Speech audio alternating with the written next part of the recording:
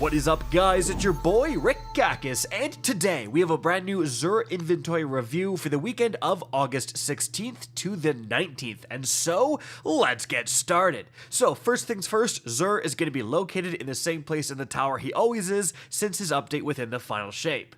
Alright, let's take a look at what he has. Firstly, for the catalysts, well, we do have the Minor Multitool Catalyst, which this is an interesting one. This was only available via PvP for the longest time.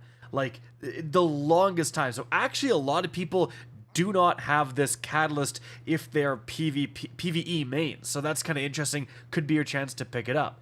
Then we have the Lumina Catalyst. It's all right. You know what I mean? It's decent, definitely, but you know, it's not like the Lumina is super meta. Now, as for the exotic armor, 68's definitely pretty high, but not really too spiky, a little too much strength. You know, it's okay.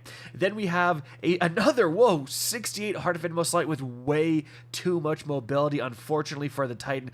Darn it, man. And then after that, we have, the triple 68, but then again, with trash rolls, like way too much mobility. I mean, if you're not going the recovery route and you want a high mobility Warlock, which some people do, this could be worth picking up, but overall, like, man, 68's super high, but unfortunate rolls for all of them.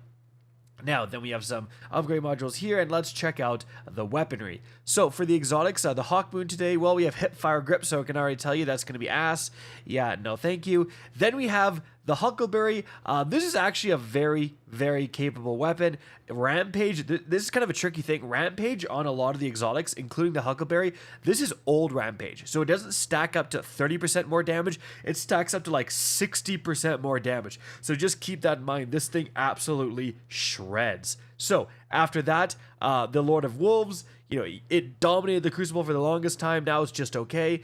And the Thunderlord here, I mean, it's a fantastic overall weapon. However, it's part of the like lightning package or whatever you can get. You could claim somewhere, so it's given away for free to a lot of people. So it's unlikely that you don't have this. After that, guys, for the weapons, so we have a Pulse Monitor, Unrelenting Cold Denial. No, thank you. Firmly Planted One for All. Extraordinary Rendition. I mean, that's actually funny. 0 stability because it has full bore and accurized. I mean, that's kind of funny. You could make up for that with Firmly Planted, but I still don't necessarily think that's super insane. Killing Wind Backup Plan, Hollow Words, nope. And Feeding Frenzy Snapshot, nope. Tireless Blade, Assassin's Blade, nope. And whoa, look at all the swords. Anyways, now this is actually a good roll. Relentless Strikes plus Whirlwind Blade plus do we have Jagged Edge for the most damage. Like, this is the classic sword god roll of Relentless plus Whirlwind. Now, this is a caster frame, which has been getting a bunch of buffs, so just keep that in mind, but it's still not going to be as good as some of the other swords out there. However, if you're looking for a decent caster frame, this is absolutely one of them. I mean, like, Whirlwind Relentless is great, right? So definitely consider picking this up. Now, as for the class-specific sword, Thresh Counterattack, no, thank you. Moving on to the armor, first of all, let's check Light.gg for the rarity of the Midnight Exigent set. So, this set was originally introduced back in Season 3 with the Warmind expansion, and it's one of the rarest sets in the game, with only 29% of players having access to this very helmet. Because Xur can now resell old sets, when this set was like first sold, it was like 12% of people had it, and now it's getting less and less rare. However, it's still, I think, either the rarest or like the second rarest set that Xur can possibly sell, right, at this point even. So definitely, guys, if you want this for fashion purposes, just grab all of these pieces and dismantle them. They are one of the coolest looking like Warmind themed sets in the entire game. Definitely a very rare and desirable set for the fashion game. But how are the actual stats? Well, starting with the Gauntlet, 63, really not too spiky. Gonna say no. 66, massive mobility spike, of course, for the Titan. No, thank you. 66, again, way too much mobility, no thank you. And then 64, this is actually a lot better with Discipline being featured, and then Recovery, and then Resilience. Yeah, these are some pretty good boots right here. Let's go and check the Warlock. All right, for the Warlock, let's check this armor here. So we've got 63 for the gauntlets, a little bit of a discipline spike. It's all right. Then we have 64, not too good at all. We have 66 with a huge mobility spike. Why? And then, oh, talk about huge mobility spikes. Here's another one. No, thank you.